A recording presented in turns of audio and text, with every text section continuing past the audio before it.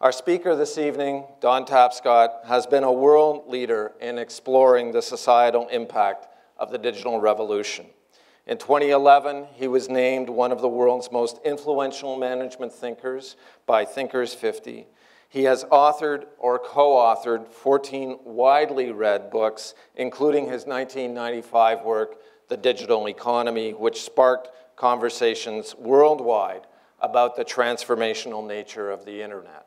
I know that some of you this morning were able to attend the SSHRC-sponsored panel, Imagining Canada's Future, which Don participated in, which was a wonderful panel with three great thinkers looking forward to anticipate what the ongoing digital revolution will bring and has in store, not just for Canadian society, but globally.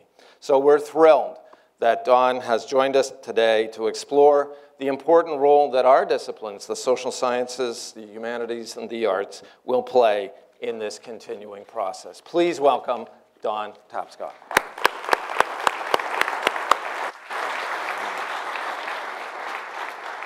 Well, thank you very much. Comme j'ai dit ce matin, j'aimerais faire cette présentation en français, mais rapidement, les francophones ici me demanderaient de la donner en anglais. So I'll stick to English if you want, but if you want to ask a question in French, I can. Je que vous comprenez. Comprenne, sorry. Il faut pratiquer mon français. Let me begin. I know a number of you are tweeting. I'm on Twitter. I'm at dtapscott, and there was a great tweet stream and discussion about the session this morning. Feel free to do that.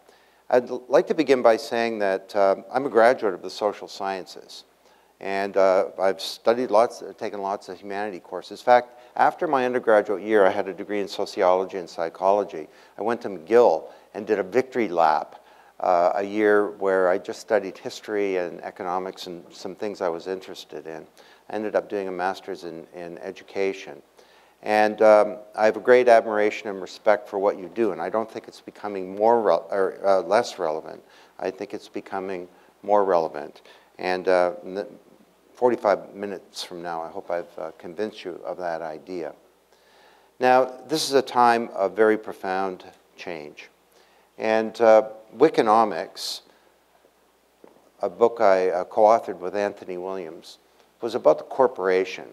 And the book argued that the internet is not about websites, eyeballs, stickiness, clicks, page views, .coms, or hooking up online.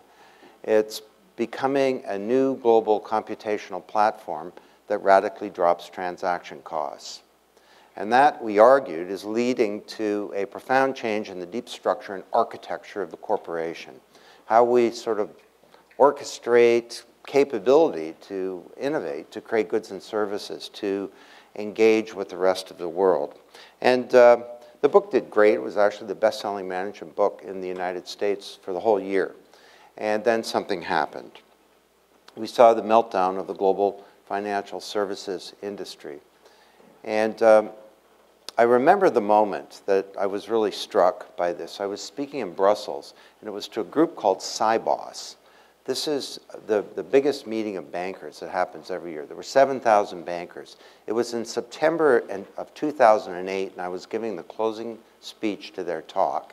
And the day before, all Lehman, the big investment banks went under, a couple of insurance companies went under, and the sky fell. And I looked out at this vast sea of deer in the headlights. Only in Canada could you understand that analogy. And it occurred to me, Bob Dylan, there's something going on here and you don't know what it is. This is not just about the corporation. This is about civilization. That arguably, every institution in society is going to go through a very profound change. I mean, who would have imagined, including the financial services industry, who would have imagined 4 years ago that one of the big themes of business books would be how to save capitalism? Or is capitalism even savable? And these books are not being written by occupied people, they're being written by the capitalists. People like Matthew Bishops, the very thoughtful business editor of The Economist. So For some reason, I've ended up speaking at the same event as Paul Krugman a few times recently. You know, the New York Times columnist, controversial guy, Nobel Prize winner. And he argues to the audience that when you have the meltdown of a financial services industry, you get a prolonged period of slump. He says Japan had one in 1992. They're still in a slump. So get ready, he says, for a couple of decades of ugliness in the global economy. And that's the good news scenario, because some really bad things can happen, like a big default of a sovereign debt in Europe, and the euro crashes. Europe goes into a depression. The whole global economy goes into a depression. I get depressed just listening to him. But my view, and far be it from me to debate a Nobel Prize-winning economist, but my view is slightly different. I think the future is not something to be predicted. The future is something to be achieved. And we can achieve a very different future than the one that Paul outlines. But to do that, we need to know what the problem is. And the problem doesn't fall within the paradigm of traditional economists who worry about things like the business cycle and should we have more stimulation or fiscal, austerity or whatever. This is not a cyclical thing we're going through. This is not a business cycle. It's a secular change. It's a sea change. It's a punctuation point in human history. And basically, many of the institutions that have served us well for decades or even centuries have now come to the end of their life cycle. Arguably, the industrial age is finally coming to an end.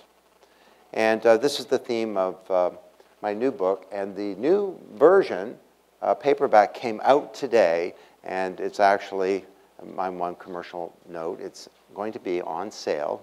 You're the first people who can buy it at the back of the room. And as I said this morning, the best way to get this book is in massive volume. You look like people with friends. Christmas is coming soon. No, seriously. I'm very proud of this book. It's my 14th, but it's my life's work. And it's about this modest little question of what's wrong with civilization and how can we fix it. Look around, and we have 16, at least, there's a few that we didn't talk about in the book, institutions that are in various stages of being stalled or in atrophy or failing. And each of these is a whole sort of hour-long talk. So if you're good for the next 16 hours, I mean, I'm game, but I think I'm going to leave it to the question period and come back and we can talk about any one of these if you want. But just a quick survey across the top there, the Industrial Age Corporation, typified by General Motors, America's greatest company, it went bankrupt. Now, for each of these failing institutions, you have the contours of the sparkling new initiatives to transform this institution around a new set of principles and around the internet. So Jay Rogers, a Iraq vet, saw his friends killed in a Humvee next to him, decided that America's in the Mideast to defend our energy interests, and a lot of that energy goes into what he called a sclerotic automobile industry that's failed to produce safe, fuel-efficient cars. It's been externalizing its costs onto society. So he decides to build a new kind of car company that has integrity based into the model, but also where he has 5,000 designers, but they're not inside his boundaries. They're all on the internet. It's called Local Motors. And he doesn't have a 3 million square foot manufacturing facility. He has 30 local plants in 30 local geographies, hiring local people, building local cars for local markets.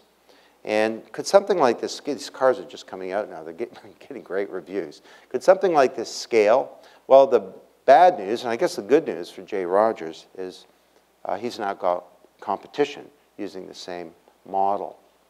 I was in Korea last week talking to the Korean auto industry, which is, of course, kicking it in the world, and they're wondering what's the next model. The financial system, the core modus operandi of Wall Street, almost brought down global capitalism, and it hasn't changed. Could happen again. Easy. The newspapers are going away. 70 newspapers have gone bankrupt in the last decade in the United States. As one youngster said to us, if the news is important, it will find me. But there are all these new models that are becoming informed now. Twitter is my newspaper. You know, I've got my economics writers and my political writers, and my sports writers, and my Don Tapscott's innovators, the 100 most people who are the best innovators in my space, and I'm looking at the people talking about me and my personal friends and so on. Nation state and global problem solving. I mean, we could go on. The university and the school, each of these is an industrial age model. The nation state came out of the rise from agrarian society to industrial capitalism. Education, I mean, look at, here we are in a lecture theater. I mean, this model of learning is sort of the very best model that 17th century technology can provide. And, you know, and I mean, it's, all of these models are something in the center, in this case on the stage, pushes out standardized whatever to passive recipients. You know, a lecture, I'm a teacher, I have knowledge, you're a student, you don't, you're an empty vessel, get ready, here it comes.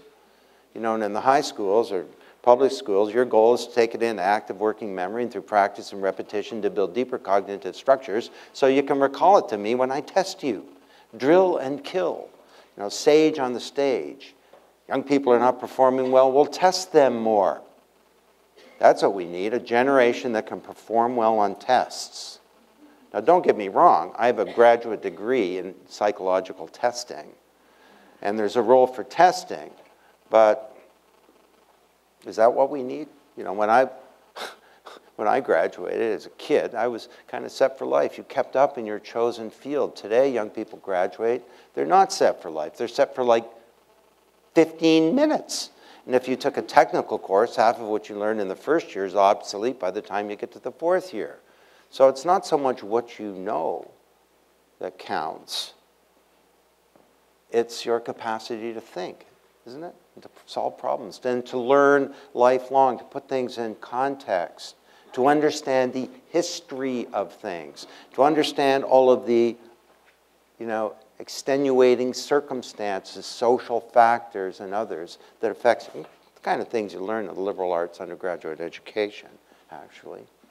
So, mass production, mass distribution, mass marketing, mass media, mass education, you name it, something in the center pushes out standard parts to passive recipients. The industrial age was an age of standardization, of scale, and of production. Now, if you want to understand what's happening today, again, with respect to Paul Krugman, I don't think you go back to 1991 or even 82 or even the Great Depression. You need to go back to a previous period in human history. So let me take you to 90,000 feet for a sec. A few hundred years ago, all around the world, we had agrarian societies. The means of production and political system was called feudalism.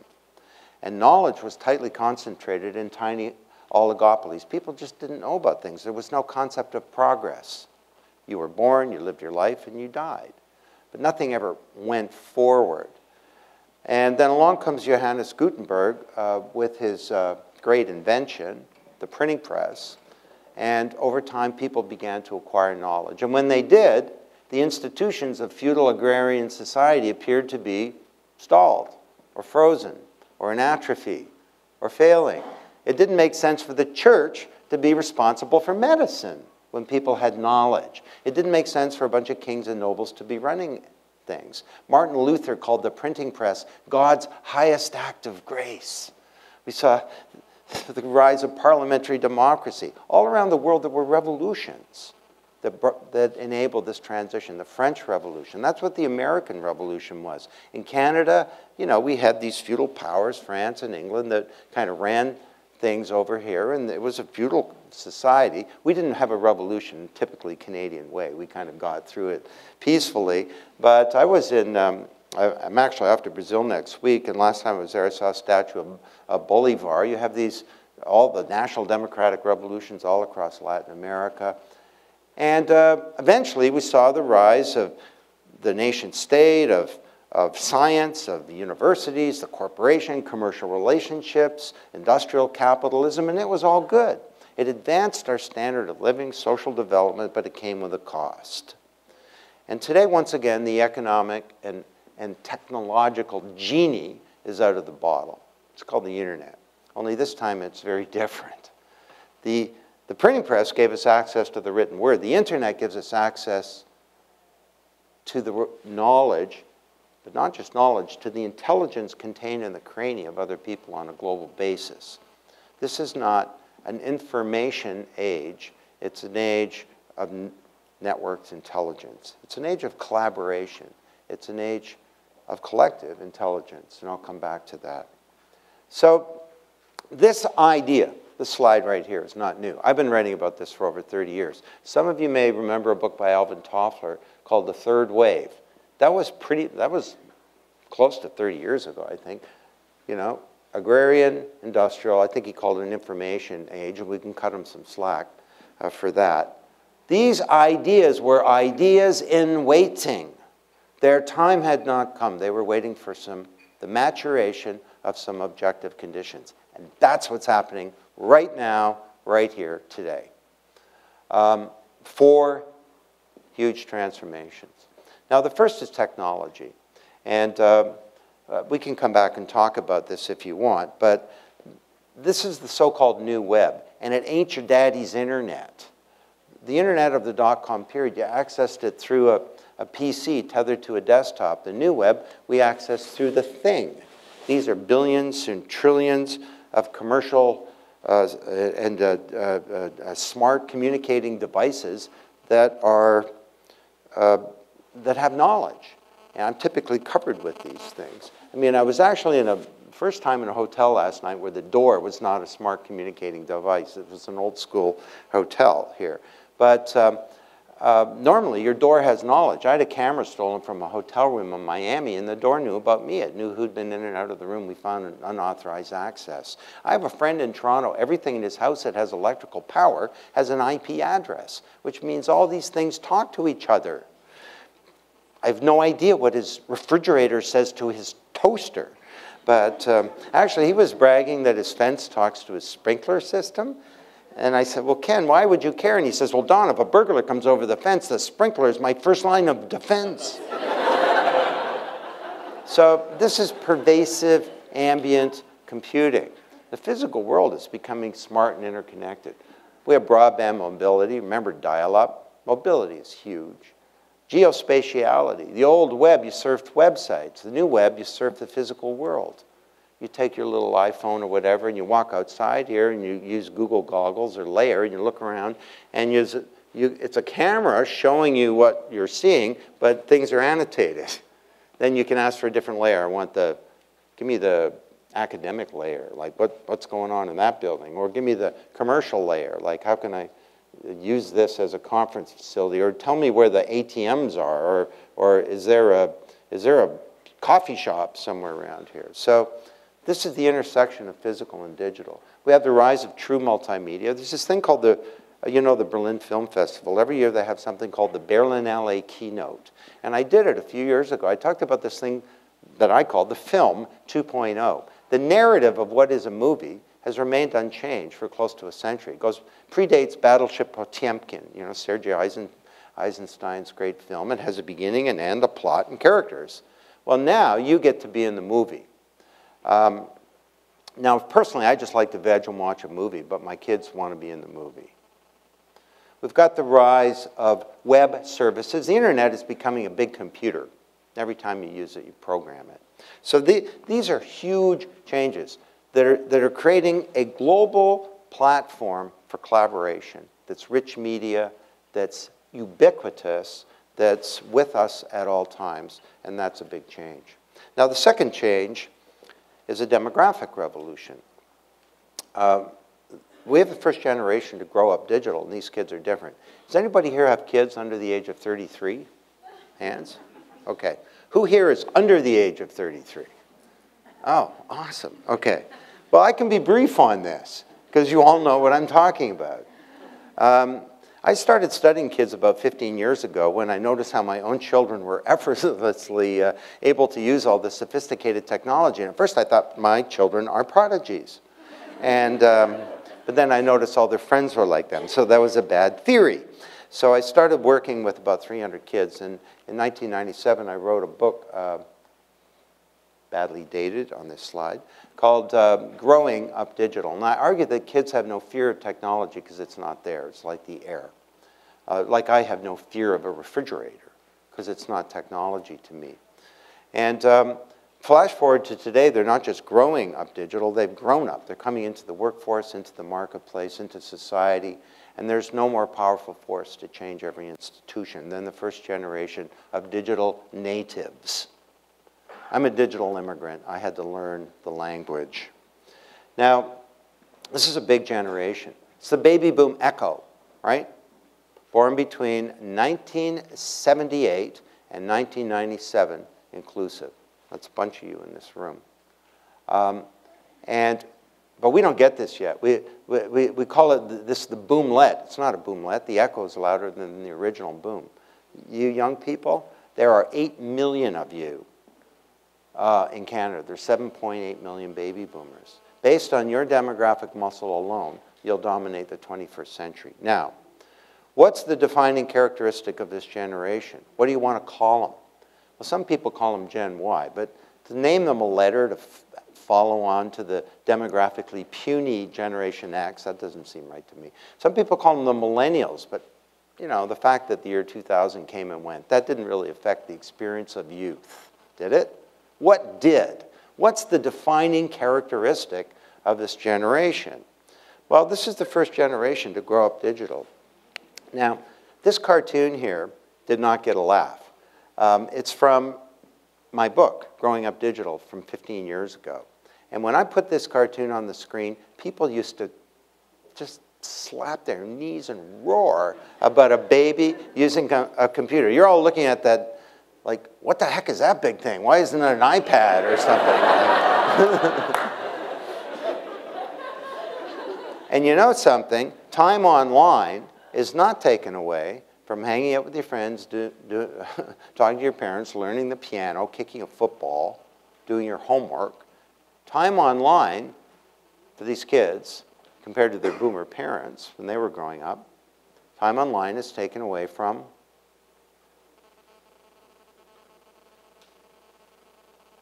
guess? TV, correct.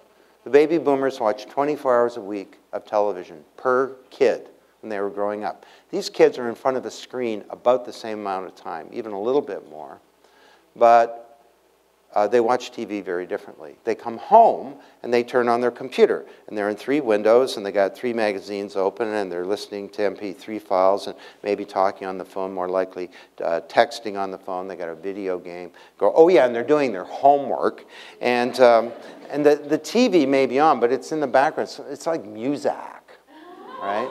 And when they're online, yeah, you guys, you know what I'm talking about. How many of you have cable TV? And when they're online, what are they doing? Well, rather than being the passive recipients of somebody else's video, they're reading and organizing and authenticating and researching and composing their thoughts and so-called multitasking and telling their stories and having to remember things. This is creating a generation that thinks differently, actually, that processes information differently. I'd love to talk to you about that if you want, because it's very controversial. But I've done the biggest research project ever on this generation. Actually, it's the biggest research project ever on any generation. It's a $4 million research project. We interviewed or surveyed 11,000 young people in 10 countries. And you know what? This is not bad for young people. Of course, kids need to have balance. But of course, we need to protect their safety. And you know, of course, kids will do dumb things like they don't understand at an early age that privacy is an important thing.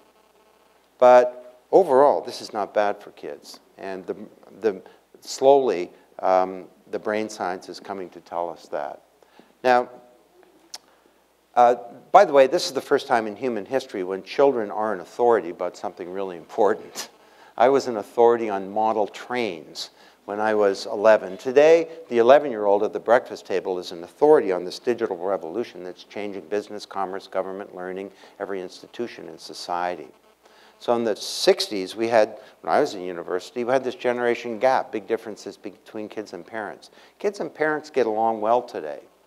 Look at your iPod and your kid's iPod or your parents' iPod. There's overlap. My parents didn't even like the Beatles, you know, let alone the Doors.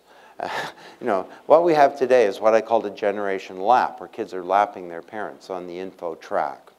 And if you've got a teenager in your house, you know what I'm talking about. Who does the systems administration in your home? So if you're designing a university, a government agency, a research program, a democracy, a corporation, a family, a school, a bank, a healthcare system, these are the 8 norms of the generation.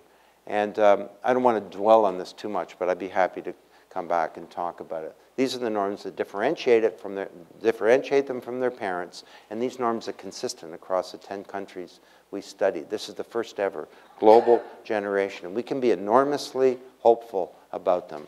And it's a good thing, because my generation, you young people, we're leaving you with a broken world. Sorry about that. You got to fix it. So by all means, go out and be prosperous, but we need more than that from you. We can come back to that. Number 3, we have a social revolution. So it's not just that there are 1 billion people on Facebook, almost, although there are, and 200 million people on Twitter, but social networking is becoming social production. This is not about hooking up online. This is a new means of production that's in the making. So you can produce all kinds of things, like an encyclopedia that's 10 times bigger than Britannica, 20 times, some people say, that's in over 200 languages, and according to the big study that's been done, the quality is just as good, but nobody owns it. These are Wikipedia. This is a heat map for Wikipedia, where it's white and yellow. White means over 1,000 Wikipedia articles coming from that square mile radius. This is a heat map of Wikipedian Arabic, actually. So all around the world, there are people writing Arabic Wikipedia articles. So what's going on here? Well, something really big. And if you're in humanities and social sciences, you would know about this, and you should care about it a lot more now. It's called self-organization. Let me explain. It was, I don't know, 5 years ago, I gave my son Alex, who was 20 at the time, third year at university, I gave him an advanced copy of Wikinomics as a Christmas present. I gave him some other things for Christmas, too, okay? But he says, thanks, Dad. He goes off, starts reading the book, comes back a couple hours later, he says, hey, Dad, this is a good book. It's like he's surprised or something. So he said, I think I'll create a community on Facebook. Now, I was just coming on because the EDU thing, they were letting anyone come on. And I actually waited because I thought it was inappropriate for, you know, a parent to be on there when it was just all young people. But he says, I think I'll create a community. So I said, can I watch? And starts at it. 15 minutes later, he's created the Wikinomics community. Another 15 minutes later, he has 6 members. By the time we're eating turkey on Christmas night, he's got 130 members in 7 countries, 7 regional coordinators, a president himself, a secretary, and a chief information officer for the community. He's put out a PDF of the first 2 chapters of the book. Before I'm eating turkey, I got kids writing in saying, Mr. Tapscott, we found errors in your book. And the community is placing demands on me. One of the kids writes in and says, exactly how is Mr. Tapscott going to be contributing to our community? What is this? Well, 2 words, self-organization. French, auto-organisation. Now, self-organization has been around throughout human history. Language was a function of self-organization. There was no central committee of the English language that said this will be called a glass. It just kind of happened. I mean, science was a function of self-organization. The university. But what used to take place over millennium or centuries can now happen really fast. I mean, I never could have created a community of 130 people in 7 countries when I was 20, regardless of what I did. Alex did it on a single Christmas day. You understand this, it's a powerful force. Now, Barack Obama understood it, and he forever changed the way you get elected. Did he change the way you govern? Or do we still have the you vote, I rule, industrial age model of government, right? Somebody in the center pushes out stuff to passive recipients, pushes out services, pushes out laws, whatever. Again, a humbling story. This is I don't know, probably 5 years ago now. Someone sent me an email saying, you know, this guy, senator in Illinois, Obama, he thinks your book, Wikinomics, is the key to winning the presidency, transforming America, and changing the world. Go to mybarackobama.com. So I went there. There's my book, right on the screen. We believe in the principles of transparency, inclusiveness, use of the internet in every way possible. We believe in the book Wikinomics by Don Tapscott and Anthony Williams. He's saying, I'm asking you to believe not just in my ability to bring about real change in Washington, I'm asking you to believe in yours. And I looked at this thing, and, well, my first reaction was, I am the man. But not so fast, because it turns out I'm not the man. There was a Wikinomics community. There was also a Young Firefighters for Obama community. And there was a Single Moms for Daycare for Obama community. He created a platform whereby 35,000 communities self-organized. And that's what brought him to power. Now, we use the word revolutionary a lot these days, but I use it advisedly. And in the sense that there's actually a revolution in revolutions that are underway. Now, you know this whole debate with Malcolm Gladwell. He wrote an article, the New Yorker said the revolution will not be tweeted. He said that, and you sociologists know all about this, that real change comes about through strong ties, not through weak ties. And the internet creates a bunch of weak ties. So, yeah, there may be 200 million people on Facebook causes, but just because you go like hardly means you change the world. He says, he called them, rather than activists, he called them slacktivists. So, people like me said, well, actually, all ties in society that are strong begin as weak ties, maybe with one exception, the relationship between a mother and her baby. That one's strong from the get-go. But even that one kind of incubates for a while. And if we can create a global collaborative platform whereby weak ties can be forged, surely they can become stronger, and this will be a powerful force for change. It was a good debate, and then reality intervened. Reality had a name, Tunisia. And the Tunisian revolution was not caused by social media, it was caused by injustice, or more precisely, a disparity between expectations and reality. It wasn't created by social media, it was created by a new generation of young people who didn't want to be treated as subjects.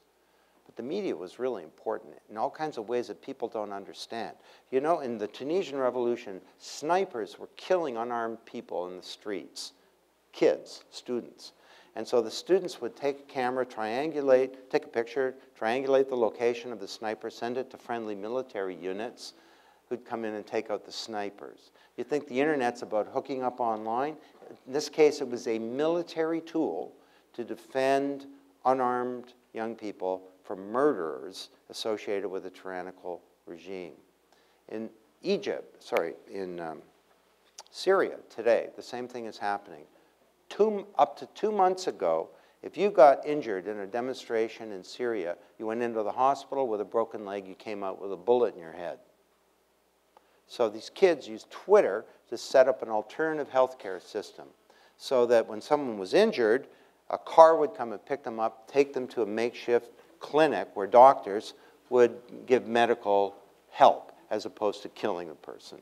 So the internet radically drops transaction and collaboration costs in business, but it's also dropping the cost of dissent, of rebellion, and even of insurrection. And this, of course, is extending out today. And we can talk about that. I mean, you can say what you like about the Occupy movement, but you know, yeah, it's a bunch of hippies and radicals and commie pinkos and anarchists and earth-shoe mama, you know, losers who are jealous and all the rest. Well, there were some of all of those involved. But fundamentally, I mean, this is the tip of the iceberg on a growing sense of that the society is unfair. It was a little over a month ago, I gave the opening talk to something called TEDx Wall Street, and it was at the New York Stock Exchange. It was a tough talk to give. I started out, Wall Street, we have a problem. You know, there's a growing sense that the world is broken, it's becoming more unfair, and you're at the heart of this mess.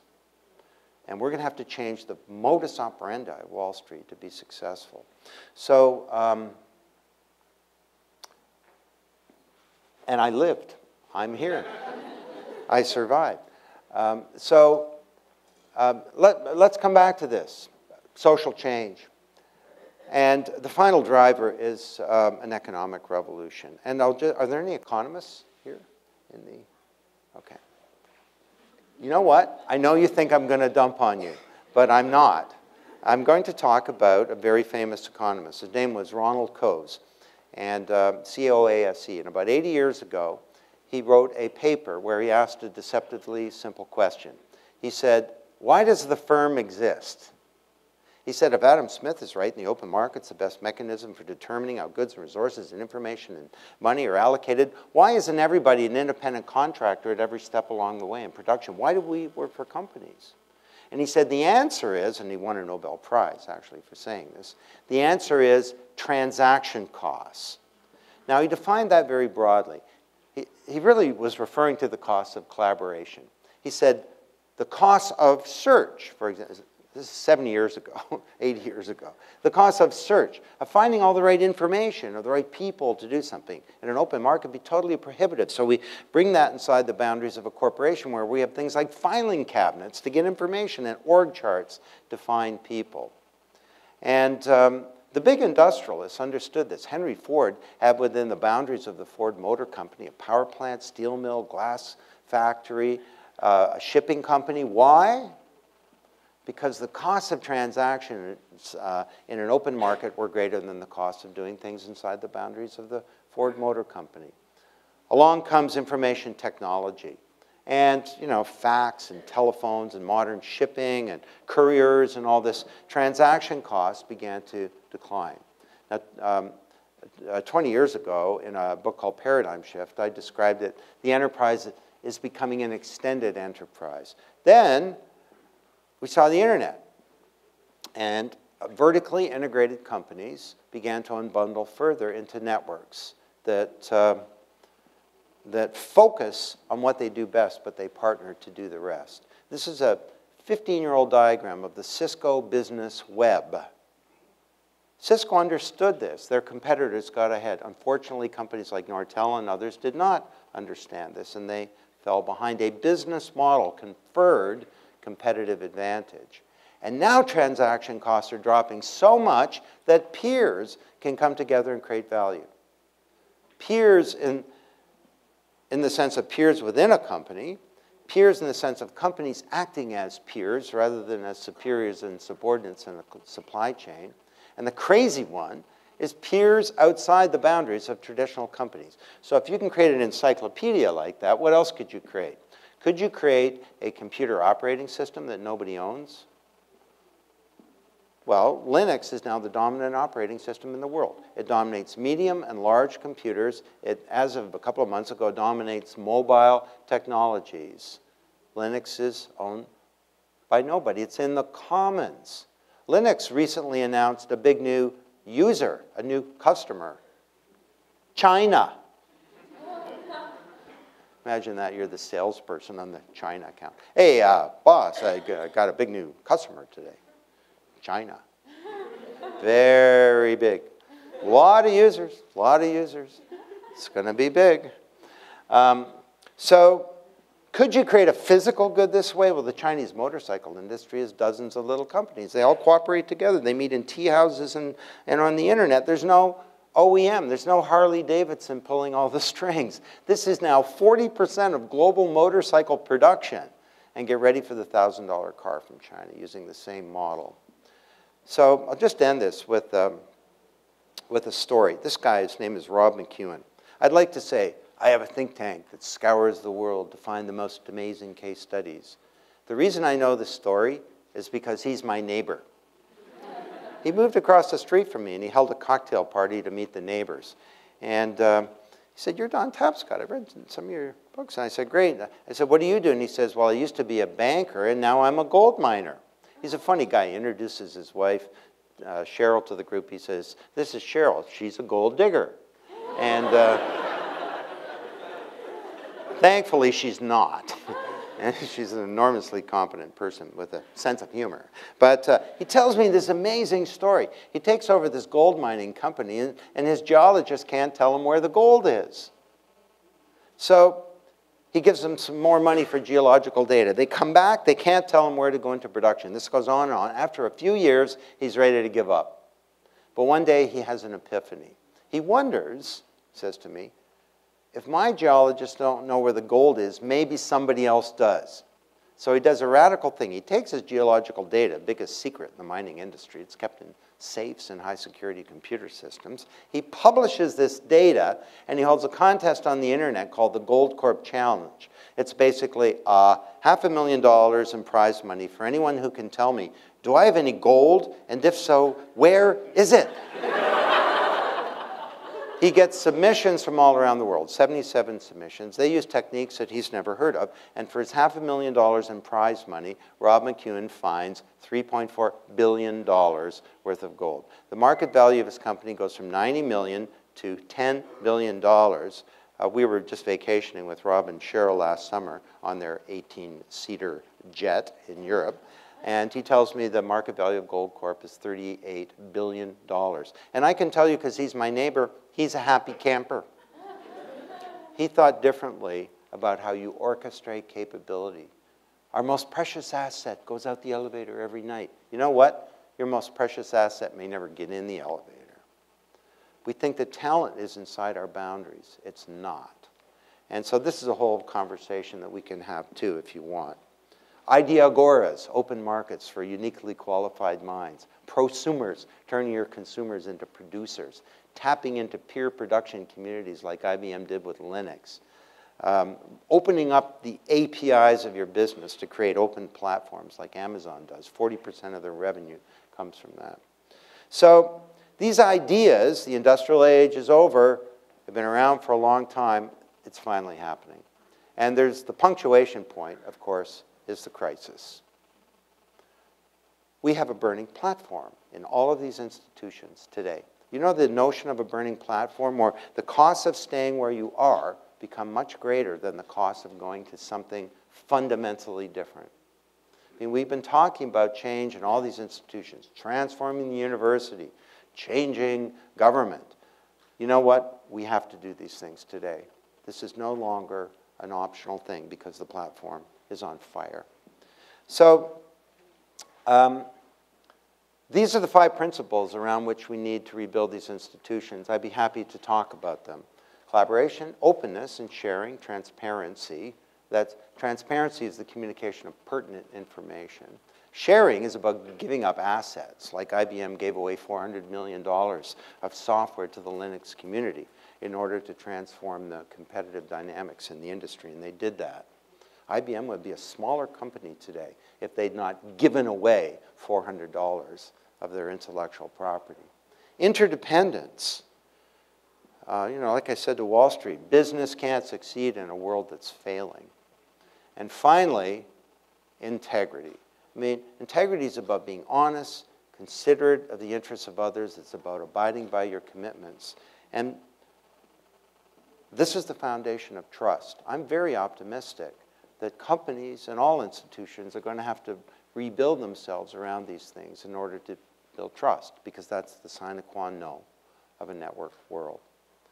So I'm going to end, but what I want to do is just rip you through a couple of these, and just do a few of these to give you a little taste, and then let's have a conversation. The financial system, well, it's broken. What do we do with the actually it's $2 trillion of toxic assets that are on the balance sheets of the US banks? It's actually 2 trillion plus or minus 2 trillion, because nobody knows what they're worth. How are we going to value these things? Any of you in finance, you can't mark them to market because there isn't a market. Nobody wants to buy them. You can't mark them to model because no one's going to believe the model of a bank. Why not place them in a commons? Create a a human genome of risk management and bring all the world's leading models together to value these assets. Well, there are companies that are working hard to do this right now. And we have to fix this problem because, you know, we're in a jobless recovery. I hate that term. It's like an oxymoron. You know, it's like scented deodorant or military music or jumbo shrimp. I mean, it's like a contradiction in terms, like safe sex. I mean, there is no such. So, jobless recovery, there is no recovery unless it's inclusive. And this should be the halcyon days of entrepreneurship because little companies can have all the capability of big companies without the main liabilities, bureaucracy, legacy culture, systems. And entrepreneurship is key to job creation. 80% of new jobs in Canada come from companies that are 5 years old or less. But if the banks are not lending money to little companies because of this problem, then we're going to be in a jobless recovery forever, meaning no recovery. So we need to fix this problem. We need to think creatively and start to apply these principles to the problem. Venture capital is also broken. Vencor is a company that's trying to reinvent venture capital by having a crowd that finds companies. The crowd narrows them down. The crowd does diligence. The crowd helps manage the company, and the crowd does a liquidity event. Kickstarter, unbelievable. You know, now President Obama has endorsed this microfinancing. If the banks are not going to do it, we'll find another way. And there's a flood of people who want to make small investments in interesting entrepreneurial companies. And the internet radically drops transaction costs, enable us to do that, to finance companies differently. Media and entertainment. Well, that was the old model of the newspaper, and it did go under. Now, there are lots of tough issues here. Happy to talk to them about. I mean, how do we pay journalists? How do we ensure that there is good quality investigative reporting? How do we create the conditions whereby we're not all in a bunch of little self-reinforcing echo chambers? You can just follow the point of view you like. You like Glenn Beck? It's all you listen to. And what happens is you end up, you know, the purpose of information is probably not so much to inform you, but rather to give you comfort. Now, on the other hand, there's some amazing new network models of the news. I'd be happy to talk about those. The music industry is another example. It's the canary in the mine shaft, basically. The internet was the best thing to ever happen to the music industry. But they took a legal solution to what was a technological and business model disruption. And the industry that brought you Elvis and the Beatles is now hated by its customers, suing children, and collapsing. In macroeconomics, an industry insider told us that the #3 source of revenue for the US labels is suing people. This is pathetic. And they're dying. You know, some guy takes the Beatles' White Album, Jay-Z's Black Album, remixes them to create the Gray Album. Sales of the White Album go up, sales of the Black Album go up. The record industry should be giving the guy a medal. Instead, they sue him. I mean, you don't need to own all your intellectual property. They should have turned music from being a product into a service. And this is where it's going, Spotify. Streaming internet audio. Everyone in this room, I bet, will pay $4 a month for access to any song ever recorded at any time, streamed to you onto your mobile device, into your car, your home stereo, your TV, whatever.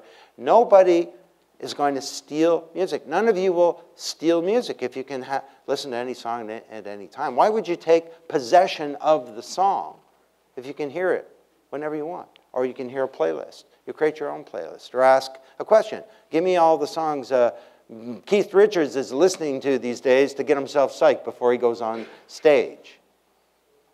But the internet, the music industry, rather than having a business model innovation like this, responded in a bad way, and they suffer as a result. This is a newspaper that gets published every day. It's called the Don Tapscott's Innovator Daily. It normally has about 300 articles. It takes me 0 minutes and costs me $0 to create this every day. I just have a group of 100 people. I call them Don Tapscott's Innovators on Twitter. And this thing called Paperly takes the feeds from all of these people, uses some algorithms that I've partially influenced to create a newspaper. And every day I look forward to reading what I have to say. And it's generally pretty darn good. Okay, moving on here. Universities and schools. Well, we're here, so we better do this one. Although, you know, the lecture is the process whereby the notes of a lecturer go to the notes of a student without going through the brains of either. And I appreciate the irony that I am standing up here giving you a lecture.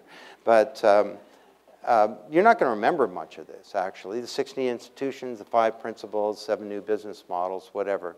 I'm just trying to convince you of a single idea. Lectures are useful for that, but they're not a good way of learning. You know, when I was a graduate student, University of Alberta, in 1975, I took a graduate course in statistics, and it was all in a computer lab. There were no lectures, but let's face it, the statistics lecture, by definition, is a bust, right? There's no one-size-fits-all for statistics. Everyone in the room is either bored or else they don't get it. So, but this was self-paced, and I remember I went through things I didn't understand. I went over and over again. I remember thinking, wow, if someone saw me going over this again, they'd think I was really dumb. But I went through it until I got it. Things I understood, I went through quickly. I ended up getting an A, but most kids did on the same set of standard tests had delivered a B- average. I mean, we just know that this is a better way of learning. It's self-paced and it's collaborative because the teacher was there to customize a learning experience. Teachers and professors don't become less important when you do this. They become more important. So, and because they do what only humans can do.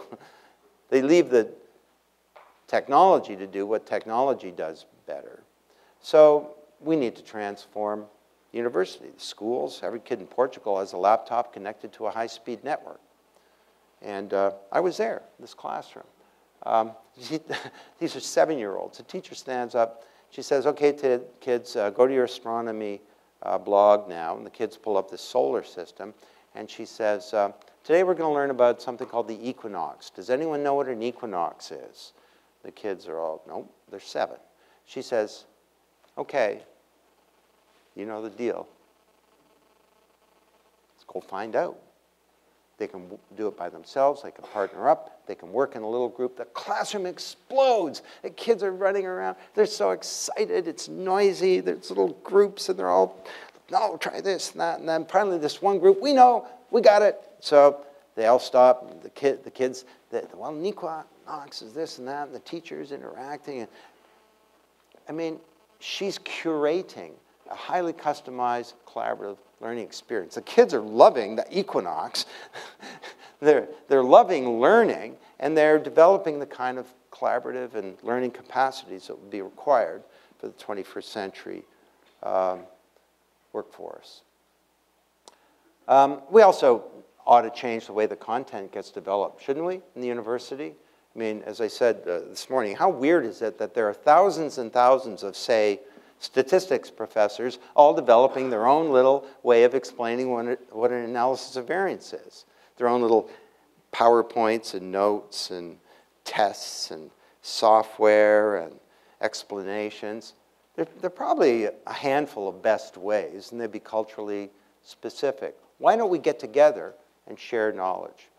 Could you be a leader in getting your institution to get on with the MIT Open Courseware Consortium? Gee, even Harvard has done it. That's a sign that, you know, leaders of the old paradigm can finally embrace something that's new. And the purpose is not to give kids in Bangalore access to an analysis of variance, although that's a byproduct. The purpose is that we have all these ivory towers of the industrial age. And why don't we start sharing in the creation of content? This will become more and more important as a lot of content becomes software. Okay, let's try and get through this. Science.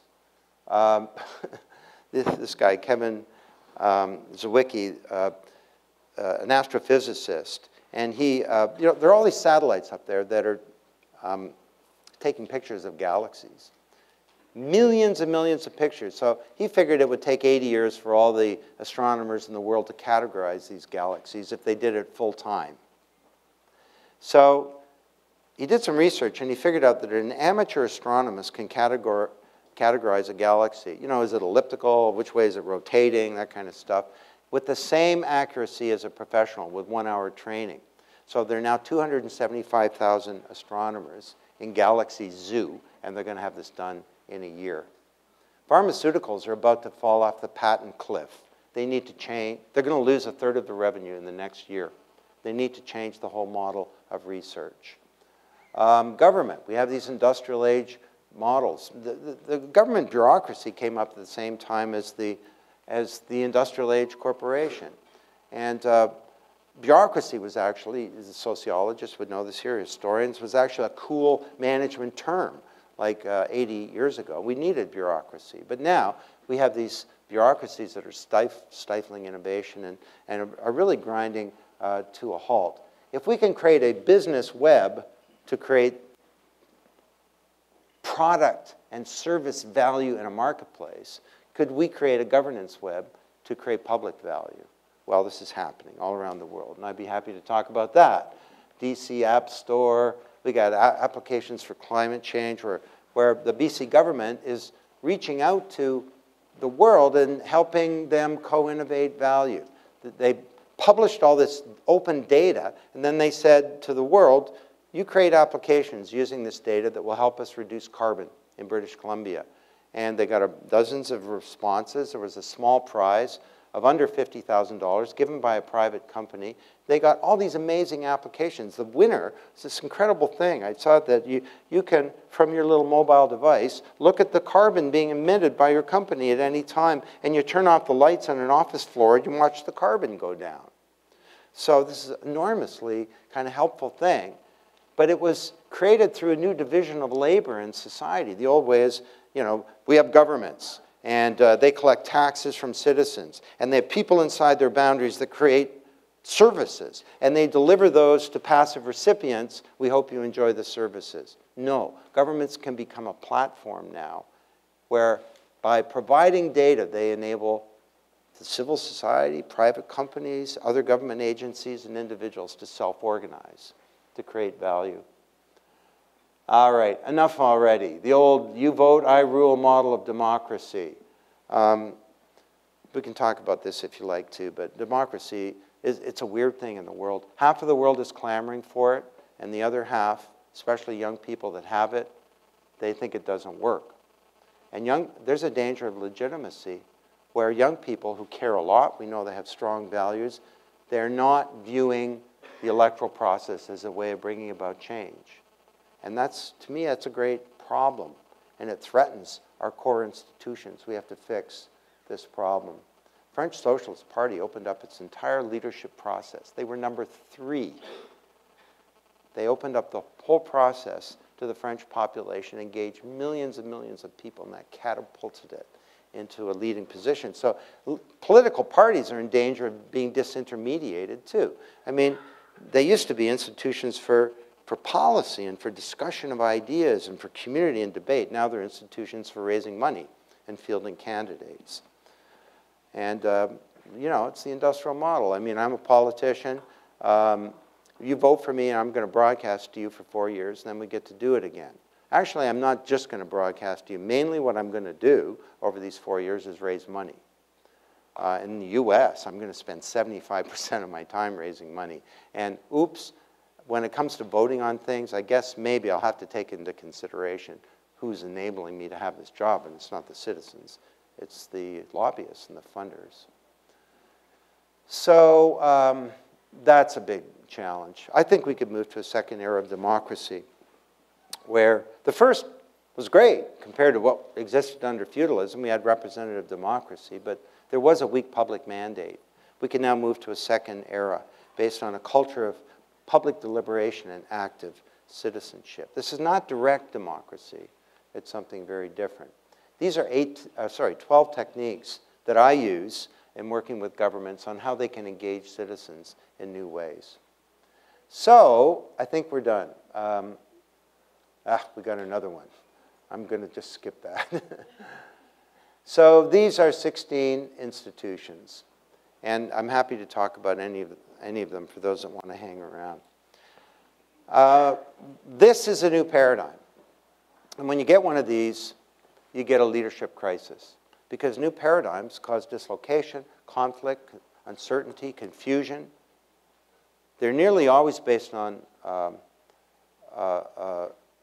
some kind of dislocation, and vested interests fight against change. Leaders of old paradigms have great difficulty embracing the new.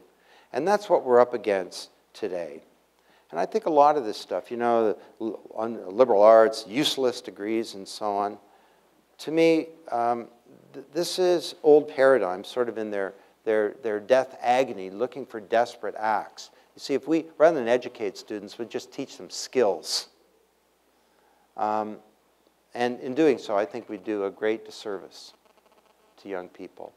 So this is a huge challenge, and it's a challenge for your community on how do we find the leadership to transform not just the university and government, but to participate in this broader transformation that's underway. I think we're at a turning point, and we have door number 1 and door number 2. It's complicated, but when all is said and done, these are the choices that we have. And I think if we stick with the current paradigm, the future will be a bleak one. And we will see a lot worse than Paul Krugman describes. We'll see a global social explosion that'll make the 1960s look like kid stuff. So to close, I want to just tell you a story, or actually show you something. Anthony and I, towards the end of the book, we started wondering, what does an age of networked intelligence look like? And we'd studied all these companies and organizations, and we thought, well, let's take a look at nature. And we had bees come in swarms, and fish come in schools, and sheep come in flocks, and cows come in herds. Starlings over the moors of England come in something called a murmuration. It refers to the murmuring of the wings of the birds. And throughout the night, the starlings are out over a 20-mile radius doing what starlings do, foraging for food and so on. And at night, they come together and create one of the most spectacular things in nature. And it has a function. It protects the birds from predators. You see on the right there is a hawk, a predator being chased away by the collective power of the little birds. Now, it warms the birds up for the cold night ahead. There's an exchange of information. And scientists that have studied this say they've never seen an accident. There's leadership, but there's no one leader. Now, is this some kind of fanciful analogy, or could we actually learn something from this? Well, contemplate this idea. Imagine if we could connect ourselves on this planet with these vast networks of glass and air, connecting our cranium, our intelligence. Could we go beyond just sharing information and sharing knowledge to start to share our intelligence? Could we create some kind of consciousness that expands beyond an individual or a classroom or a school or a company or a community? If we could do that, that'd be pretty extraordinary. Maybe we could solve a bunch of big problems. You know, social sciences, the learning organization. We've always had trouble creating that. Maybe organizations like people that are not conscious can't learn. I mean, I try and keep my audiences conscious when I'm speaking because I find they learn more when they are conscious. What else could we solve? Well, I look at those kids today in Syria that are being shot down in the streets as we speak, and I see something like this that's happening. It's pretty unstoppable. During the Egyptian revolution, people said, Mubarak is too strong. The kids are going to give up. They're going to go home. And I knew that they wouldn't, because if they gave up and went home, he would hunt them down and he would kill them. And they knew that. Just like somehow this thing collectively understands that if they break up, the predator will have a field day. This thing is functioning according to these principles I've been describing, collaboration, there's an openness. There's an interdependence that the individual bird seems to understand that their interests are tied with the interests of the murmuration as a whole. And there's this great integrity that gives this thing an awesome courage to take on a fierce predator. Well, I look at this and I get a lot of hope that this smaller world our kids inherit might actually be a better one, and that this age of networked intelligence could be an age of promise fulfilled and of peril unrequited. One thing for sure is the next period will not be boring. So, thank you. For a few questions.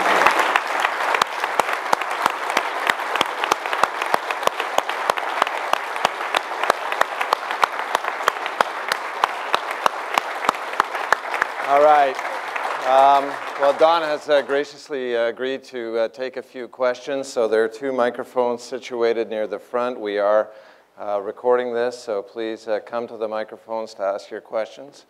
And although I'm conscious of the reality that I'm standing on one of the 16 burning platforms, I feel like I'm in good company.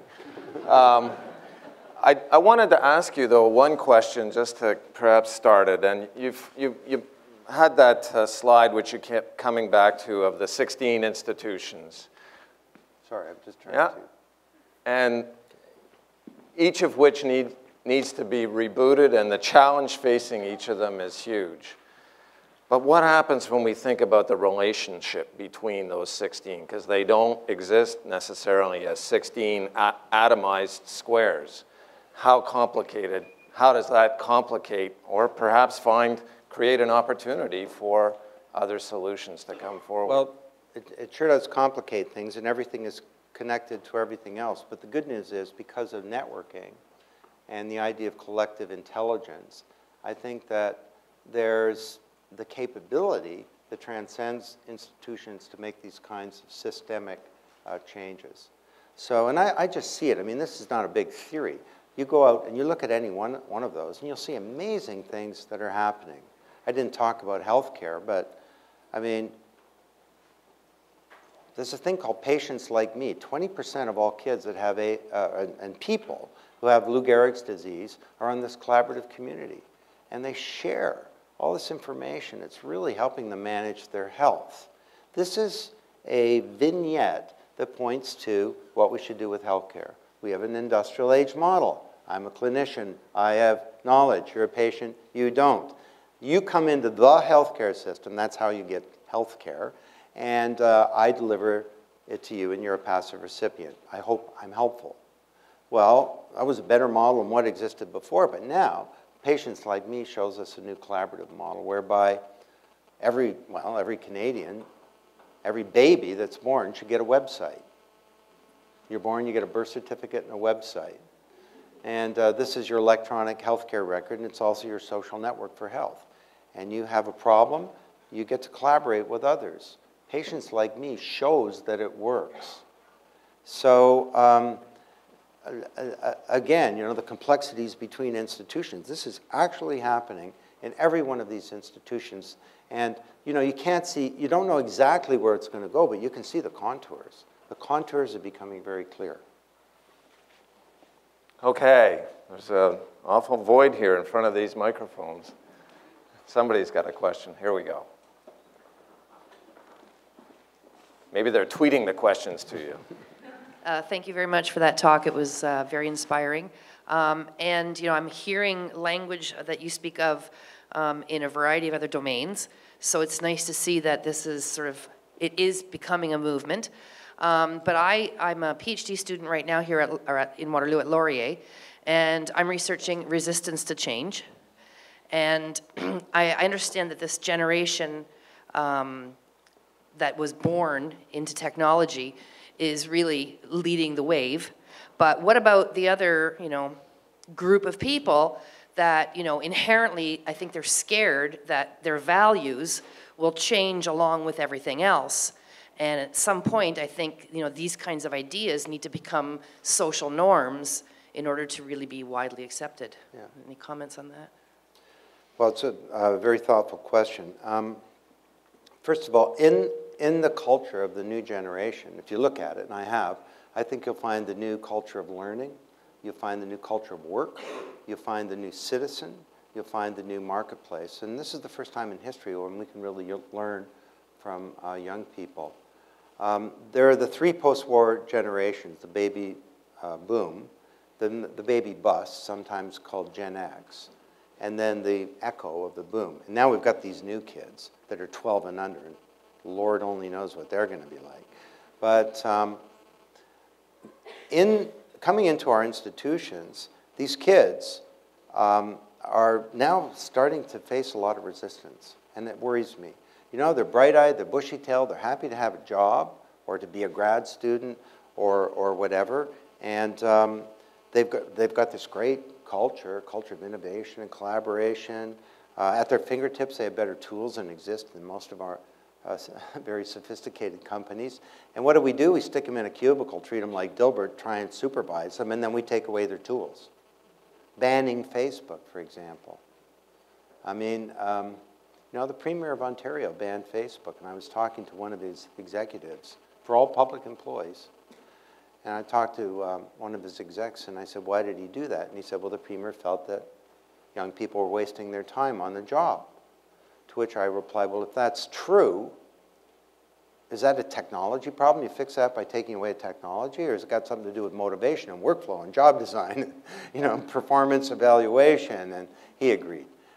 And I said, what was the effect of banning Facebook? And that was a few years ago. He said, well, everybody went to MySpace. They're probably all on Twitter now.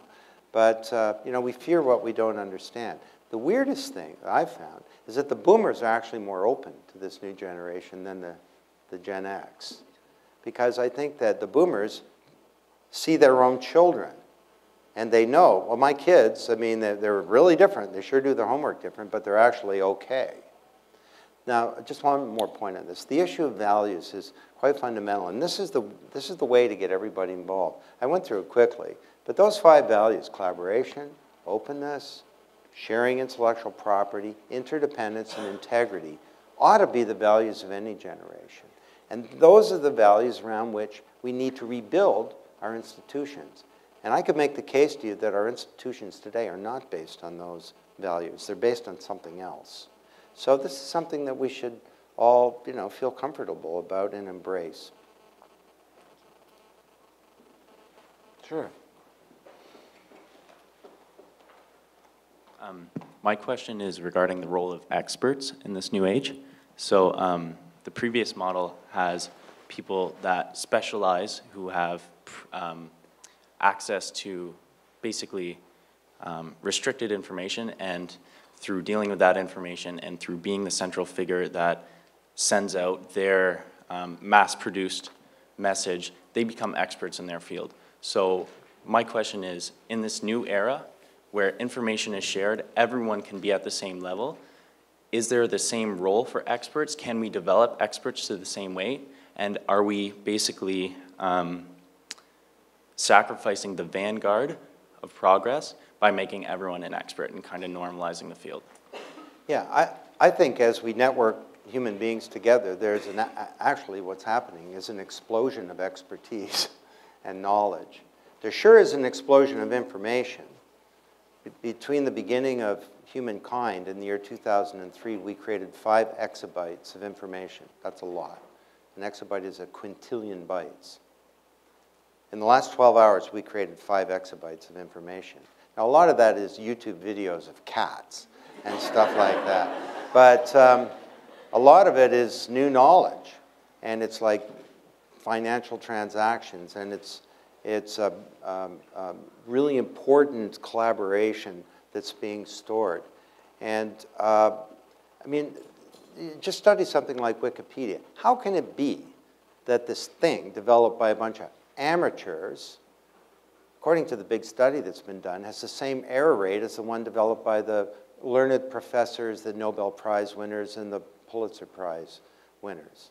Well, it turns out that the amateurs, there's actually lots of real experts among the amateurs. But also, it's an incredible meritocracy. And, you know, to me, personal use is a precondition for any kind of comprehension. If you're not on Twitter, go try it out. Try out Foursquare. You know, if you're not on Facebook, get your teenagers to get you going on it. And go on to Wikipedia and write an article. Or go into Wikipedia and do something. I mean, go on there and, who can we pick on? The president of the University of Waterloo is probably on Wikipedia. There's his bio. Go there and say he's the world's leading authority on accordions. And see what happens. There are like 3,000 expert hardcore Wikipedians that are going to be all over that. World's leading authority on everything. Flags are going to fly. Then there's going to be a whole bunch of accordion players saying, who the heck is he? Doesn't he have a CD? And it's an incredible meritocracy that results in enormous knowledge and expertise being generated. And I mean, I could talk about this for a while. I'll just give you one other example. You know, knowledge sharing. As you alluded to, in the old industrial age corporation, people didn't share knowledge because knowledge was the basis of power, right? And the world was divided into the governed and the governors. At the top, the supreme governor, the bottom, the permanently governed, and in between, those will alternate. And your goal is to move up the org chart. The Hay system says that means you get more money, and you don't want to share knowledge because it's the foundation of power. And you know, this, like the best-selling management book of all time describing what's wrong with this. It sure wasn't written by me. It wasn't even written by Peter Drucker. It was written by a guy named Scott Adams. It's called Dilbert. And this is the old bureaucratic industrial age organization. So we came up with all these reasons why you can't share knowledge that were given to us by adults. And then we put them out to the kids, the teenagers, and we said, how would you overcome these impediments to sharing knowledge? And the kids couldn't answer the question because they didn't understand why these were impediments. I mean, one adult says, well, you can't share knowledge with someone you've never met because you can't trust them. And one 14-year-old says, well, if you can fall in love with somebody you never met, surely you could share knowledge. Now, there's a side to that that's kind of questionable. But another kid says, what good is knowledge if you don't share it? I don't get it. Another says, well, isn't that what the web's all about, is sharing knowledge? They didn't understand that that was a problem. Did you want to comment more? Yeah. Yes. My main point was, if knowledge is so open, its value becomes less. And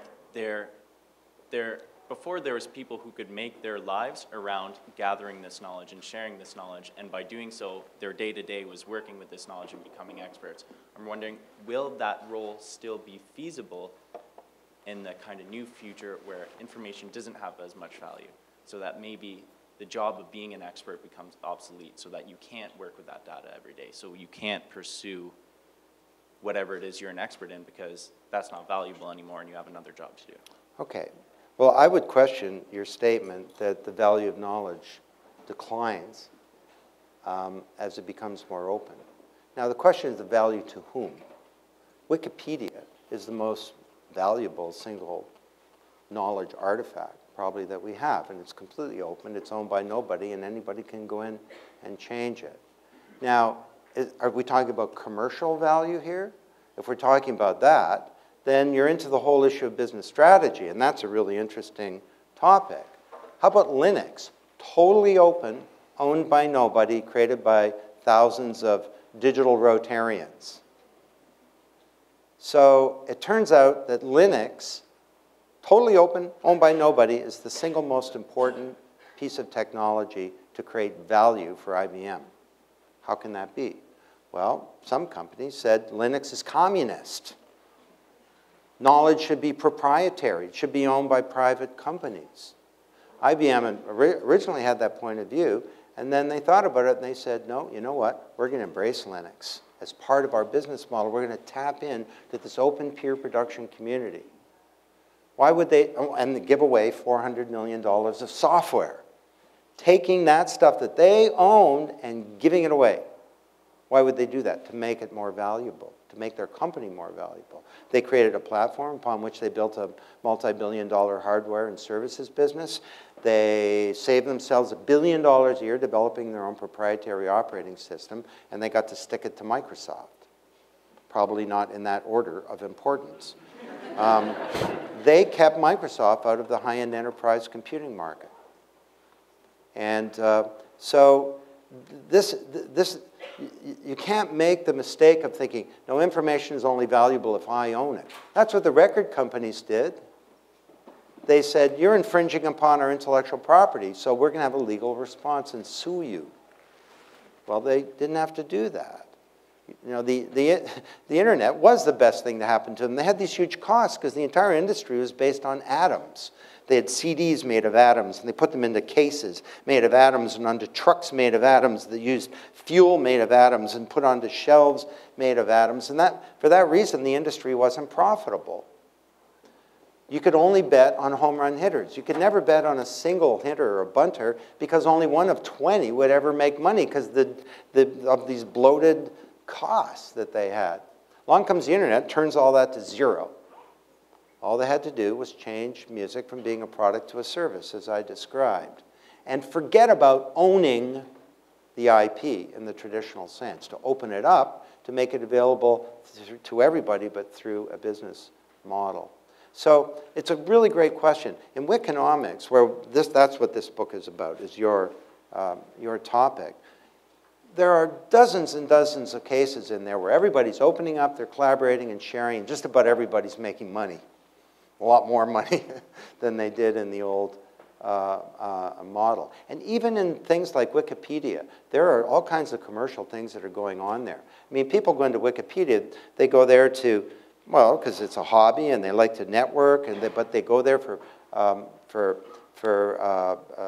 personal accomplishment. They go there for reputational reasons. If I get a resume of someone who's written 40 Wikipedia articles, that says more to me than they went to Harvard Business School.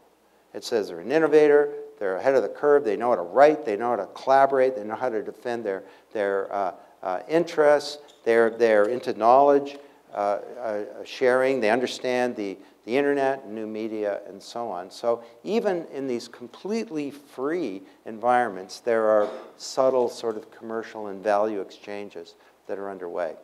That was a very long answer to a short question. You psychologists would know that's called punishment. Do you have time to take? Yeah, there are three more questioners, okay. So here's what I propose. Why don't each of you ask your questions and then take them as a group. Okay, the new collaborative model of question forming.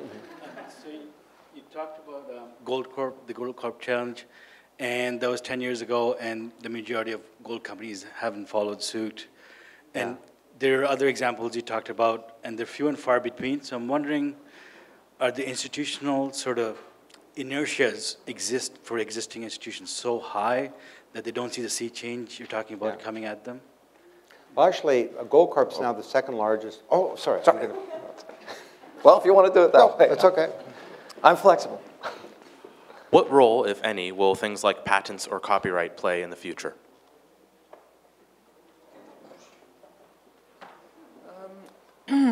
I love the talk. I think what I hear is that the change that you're hoping will take place is already taking place from below. My question is this.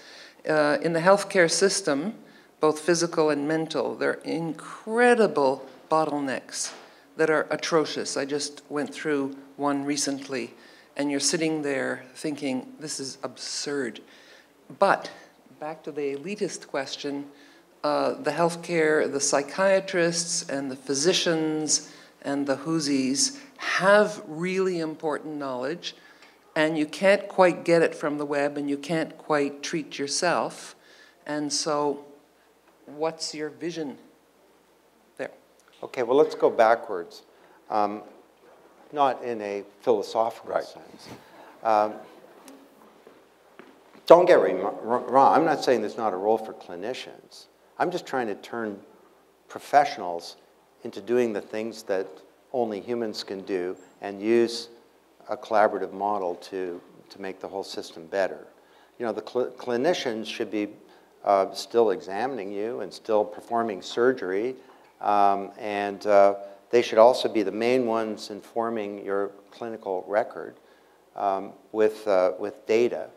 But that should be, and of course there's privacy, but you have transparency into your own record in my world, which we don't today. I mean, I happen to have a really good GP who will actually tell me what's in my record. I've never actually looked at it. So there's still a role for physicians, but also there's vast knowledge that's contained out there, and there's new generative knowledge that comes about through collaboration. So in patients like me, they generate a ton of new insights that's being used by doctors and medical researchers to understand, well, originally it was ALS, and now there are dozens of diseases where people come together and whereby they collaborate.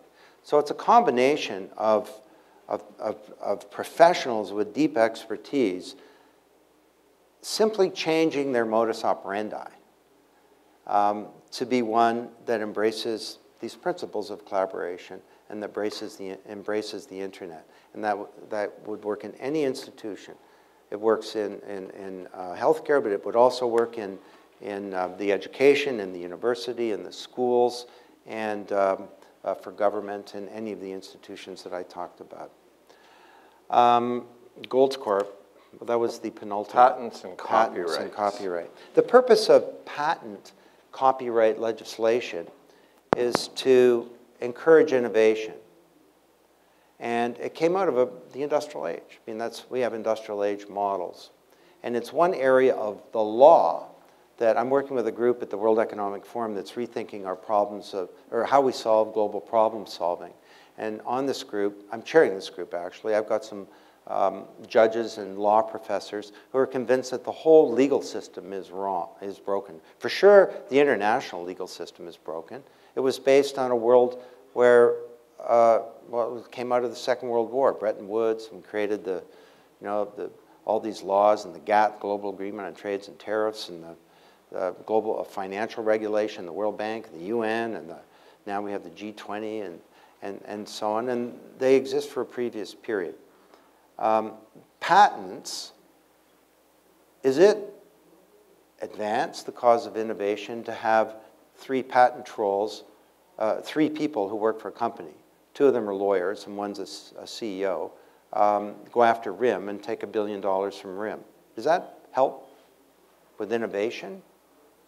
What's happening now is that patents have become an impediment to innovation in all kinds of different areas because, well, the music industry example, rather than rethinking their business model, which would have been in the interests of musicians, songwriters, music lovers, because you have access to all this music, and the industry itself, they fell back on the law and on the patent and copyright legislation to protect them. They took a legal solution. And this is the solace of people who don't want to innovate and don't want to transform their business. So all across the economy now, I'm seeing that patents are not protecting innovation, which was the original idea. They're increasingly an inhibitor. Now, of course, we shouldn't get rid of all patents and copyrights, but we need to think very differently about this stuff, and it's a big topic. Gold Corp, well, it's a good one to end on because isn't it true that even when you have a spectacular example like that, leaders of old paradigms have great difficulty embracing the new? Now, Barrick adopted a similar challenge to find silver, only the prize was a lot bigger. And the people I talked to at Barrick said they were glad they did it. They learned a lot. They got some great new insights. But it's not something that's really endemic to the whole industry. Rob McEwen has a new gold mining company, and he hasn't done it yet for that company. And I think that in that specific case, the conditions were very good to conduct a challenge like that. And you have to be really careful. You don't want to go into this new world in a nonchalant or flippant manner. I mean, because there can be all kinds of unintended consequences. If Rob McEwen had no gold, the challenge would have changed the value of his company differently, right? Would have gone from 90 million to 0. So, he knew that he had some gold. He just didn't know where he could find it. But I'll just end on this thought. Overall, I look around and I see these institutions that are fighting change, and the leaders of old institutions fighting change, contrasted with this unstoppable force of people self-organizing, participating, getting engaged, especially young people, but other people as well. And the train has left the station. The cat is out of the bag. The horse is out of the barn. Help me out here. The tube is out of the toothpaste. I mean, this is not turning back. And sure, this is a time of great peril, and it's a time of great danger in the world, but to me, fundamentally, it's a time of great opportunity. And I've never been more optimistic about the potential of humanity to bring about some very profound changes. Changes that collectively mean getting us into a whole new age, really. And hopefully we'll do it. Well, Don,